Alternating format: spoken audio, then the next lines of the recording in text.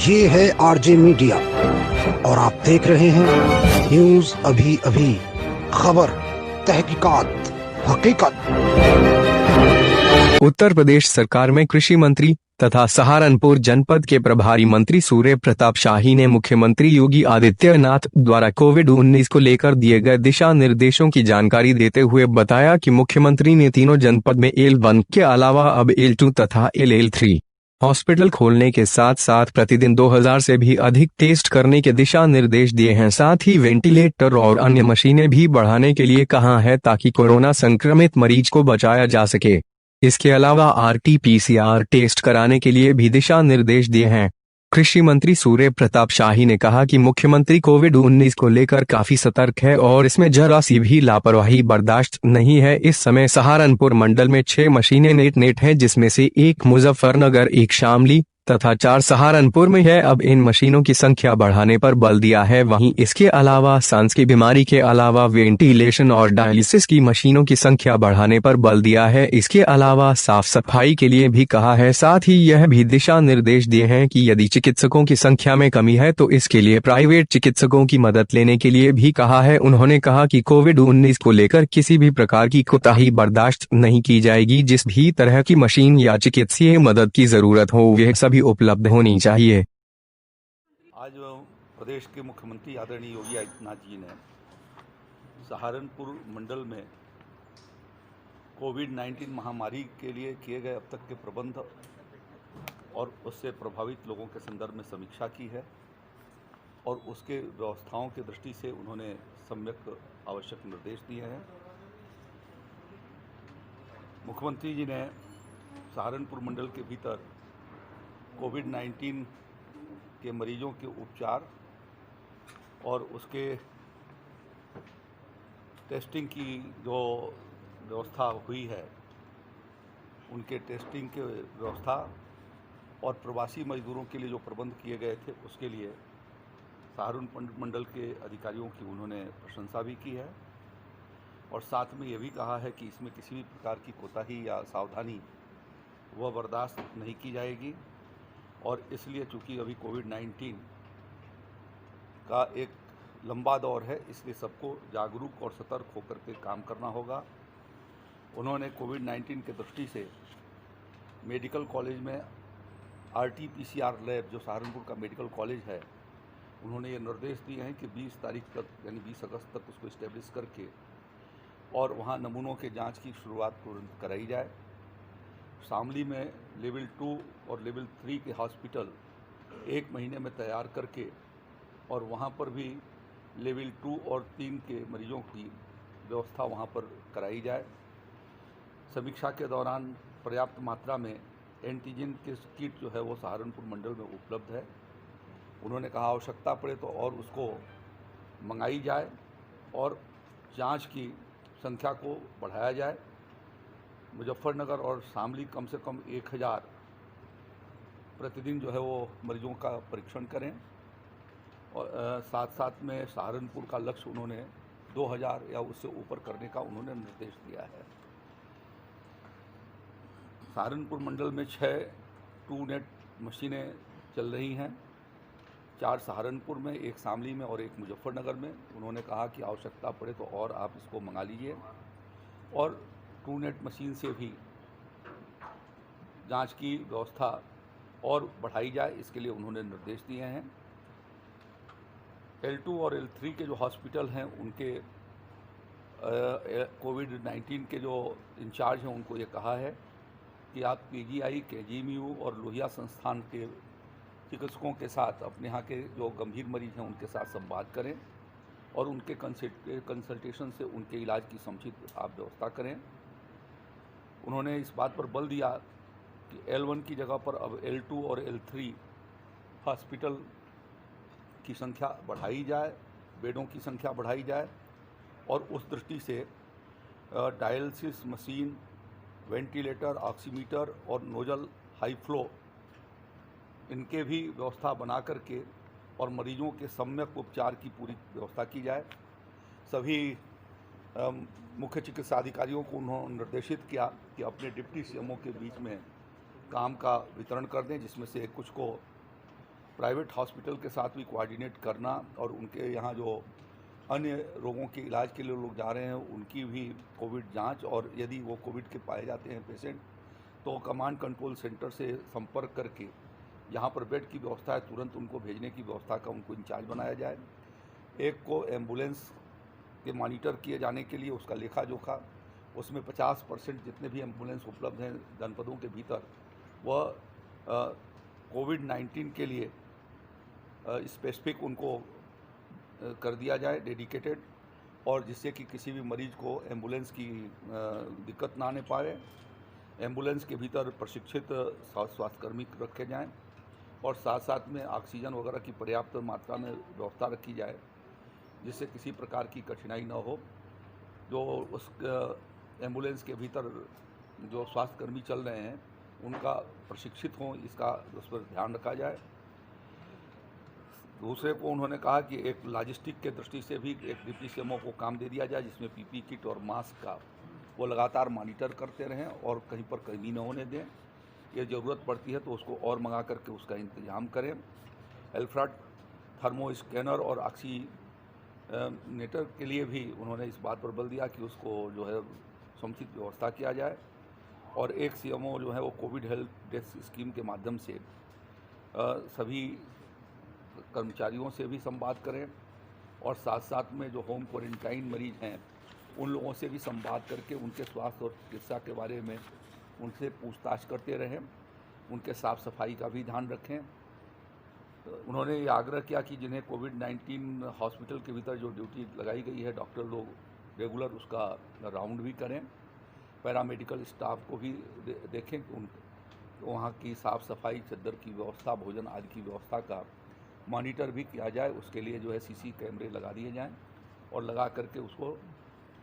Monitor की जाए और उसकी व्यवस्था को ठीक प्रकार से किया जाए। कोविड-19 के पेशेंट को मनोवैज्ञानिक रूप से भी उनको सपोर्ट किया जाए। इसके लिए उन्होंने कहा कि उस वार्ड के भीतर टेलीविज़न और समाचार पत्रों की भी व्यवस्था करा दिया जाए। जो अस्पतालों के भीतर कोविड पेशेंट के लिए जो होल्डिंग एरिया है उस होल्डिंग एरिया में ऐसा इंतजाम किया जाए कि उनको ज़्यादा देर न लगे और जल्दी से जल्दी उनको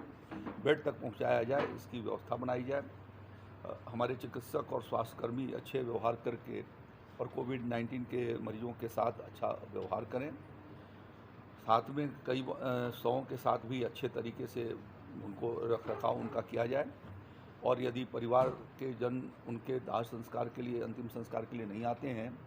तो जिलाधिकारी उनकी व्यवस्था कराएं और उसके लिए 5,000 रुपये जिलाधिकारी उस पर व्यय कर सकेंगे। साथ में उन्होंने कहा कि कंटेनमेंट जोन को अब बड़े एरिया से की जगह पर छोटे एरिया के भीतर किया जाए, उसे 100 मीटर या उससे नीचे पर लाया जाए, और पुलिस की व्यवस्था जो है वो पेट्रोलिंग सिस्टम और कानून व्यवस्था में उन्हें लगाया जाए, और उनके स्थान पर जो कंटेनमेंट एरिया है उसमें होमगार्ड, पीआरडी और एनसीसी, सिविल डिफेंस के लोगों का उपयोग किया जाए। जनप्रतिनिधियों के लिए उन्होंने कहा कि लगातार जनप्रतिनिधियों के साथ प्रशासन के लोग संवाद बनाए रखें और जो फीडबैक आता है उनके अनुसार उस पर उन्हें कार्रवाई भी करें। सार्वजनिक वितरण प्रणाली में जो राशन वितरण और या जो विभिन्न हमारी जो लोक कल्याणकारी योजनाएं हैं उनके भीतर भी उनकी भागीदारी उसमें उन्हें वहाँ पर उनकी देखरेख में कराएं। उन्हें भी वहाँ पर जहाँ वितरण हो रहे हैं सार्वजनिक वितरण प्रणाली उनकी जानकारी दे करके ऐसे अवसर पर उनको बुलाएं जिससे कि वितरण प्रणाली को हम ठीक कर सकें। साथ साथ में प्रधानमंत्री शहरी आवास योजना के भीतर भी लाभान्वितों की दृष्टि से जो लाभार्थी हैं या पात्र हैं उसमें यदि कोई सुझाव जनप्रतिनिधियों की ओर से आते हैं तो उनको भी देखा जाए।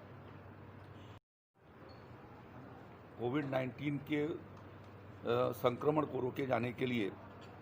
डोर टू डोर सर्वे को बढ़ाई जाए और साथ साथ में एंटीजन किट भी लेकर के जाएं। जहां पर सस्पेक्टेड मरीज आ रहा है उनकी जांच का तुरंत प्रबंध करके और जैसा आवश्यकता है उनको उस चिकित्सालय में भेजे जाने की व्यवस्था किया जाए। ये बात ध्यान में रखा जाए कि अभी तक कोई वैक्सीन वैलिडेट नहीं हुई है और इसलिए इस बीमारी के लिए सतर्कता और जागरूकता बहुत ज़रूरी है। और इसलिए जो पुलिस और प्रशासन के लोगों को भी उन्होंने आग्रह किया है, और मेडिकल कॉलेज और हॉस्पिटल के लोगों को, कि पब्लिक एड्रेस सिस्टम के माध्यम से सार्वजनिक स्थानों पर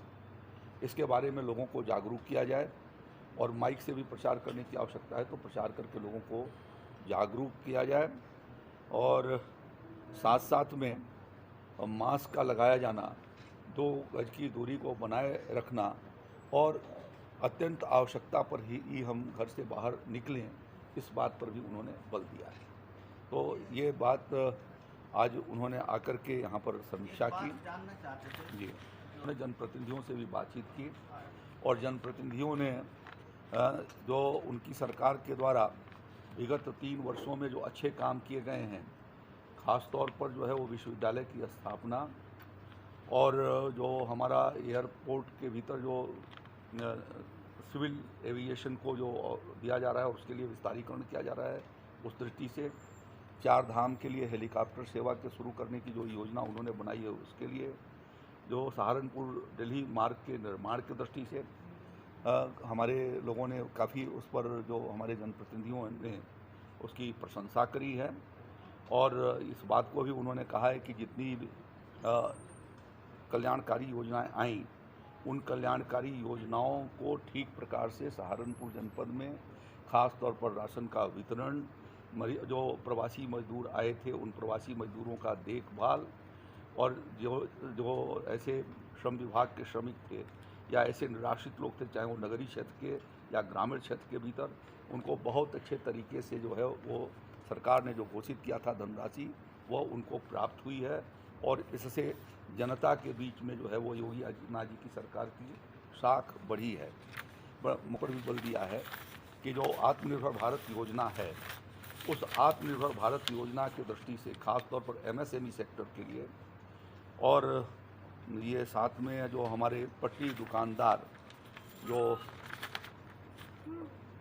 हैं, उनके लिए जो 10,000 रुपये तक की पट्टी दुकानदार, ठेले खोमचे गुमटी वाले, इस तरीके के जो वेंडर्स स्कीम आई है, उसका लाभ जनप्रतिनिधियों की भागीदारी से काफ़ी अच्छा हो सकता है। उनके द्वारा जो प्रयास किए जाएंगे, और प्रशासन उनको साथ और बैंकर्स के साथ मिल करके सहारनपुर मंडल के भीतर, यहाँ यह कृषि पर आधारित भी है और उद्योग भी यहाँ पहले से हैं, तो इन योजनाओं का जो आत्मनिर्भर भारत पैकेज माननीय प्रधानमंत्री मोदी जी ने जो घोषित किया है, उसमें प्रशासन के लोग, हमारे जनप्रतिनिधियों का भी सुझाव और उनके साथ संवाद बनाएं, और बैंकर्स के साथ मीटिंग करा करके अधिकाधिक लाभार्थियों को सहारनपुर मंडल में लाभान्वित किया जाए, इसमें उनका योगदान भी दें। वेंटिलेटर की ज़रूरत है तो आप और वेंटिलेटर मंगाइए, और उसके लिए किसी भी प्रकार की कमी